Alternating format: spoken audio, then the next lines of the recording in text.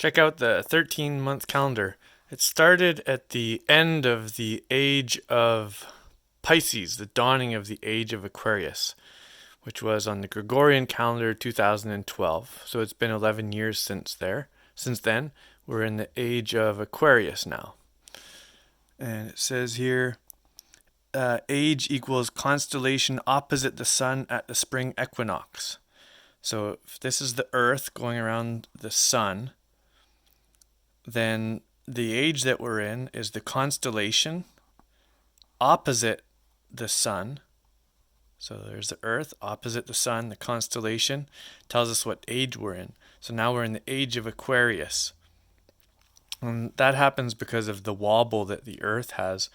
This axis here, as the Earth goes around the sun, it has a little bit of a wobble every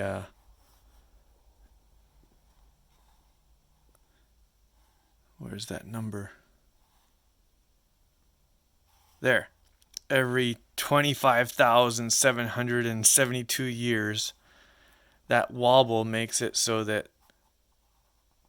at spring on Earth, we observe all of the constellations. So the great year ended in 2012. That's the great years, the cycle of 25,000. And the calendar has a day zero because one day doesn't fit into the year. There's 365 days in a year. And this calendar has 13 months times, so there's the 52 weeks, 13 months times 28 days. 13 times 28 is 364. So there's 1.2429 remainders. And the day zero makes up for the 1, and then for the 0.24 there's a leap year.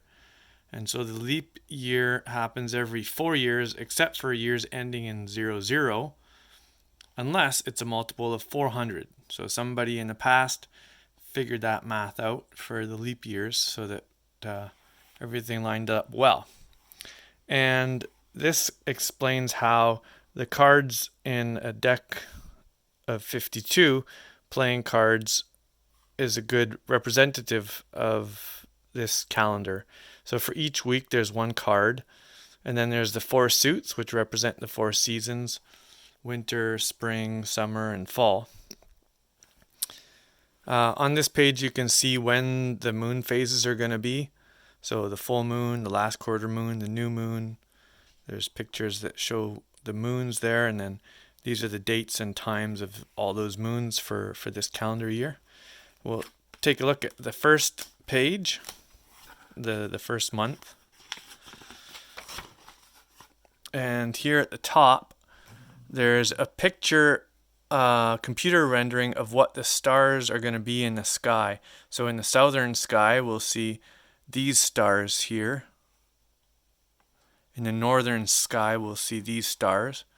And the important one that I like to check out is Polaris. That's the North Star there at the bottom of Ursa Minor, the Little Dipper. So the first month looks like this. And as you can see, the moon phases are listed on here. And because each month is 28 days, it's predictable where the next moon is going to be. So this is the new moon on this month. And the next month, the new moon is going to be here or here. You can also see I've put the faces of the cards on the calendar so you can see what card represented by which week.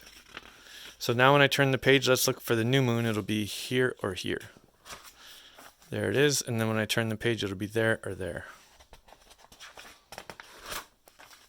And then some people decided to change the daylight savings. So I made a picture on the calendar to remind you about that. There's the new moon, and the new moon's going to come to the end of the calendar. And then in the next month, because there's 28 days on the month in this calendar, but the moon cycle is actually 29 days, there won't be a new moon on the next month. So like I said, I put a picture of what the sky looks like during the new moon. So in the next month, there's no picture of what the sky looks like. Instead, I put an invitation for a local food potluck. So here I'm going to be hosting at the demonstration site of Everything Edible Landscaping a local food potluck, and it's going to happen on each of the season changes. So here, this local food potluck is December 21st, that's tomorrow. And then in the sky at midnight, we're going to see these constellations. Then the next potluck that's happening is going to be February 1st, when we're going to see these constellations at midnight. And the next one will be March 19th, and we'll see these constellations at midnight, so on and so forth. The potluck happens midday. Midday is when the shadow of something falls to the north, and you can find out which way the north is by looking at the northern star. Line something up with the northern star, and then the next day you'll know exactly when is high noon.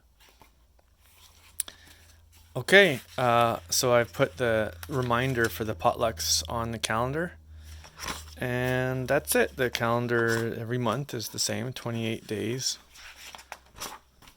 And the last page is a little bit of a description about the calendar and some of the information where it comes from.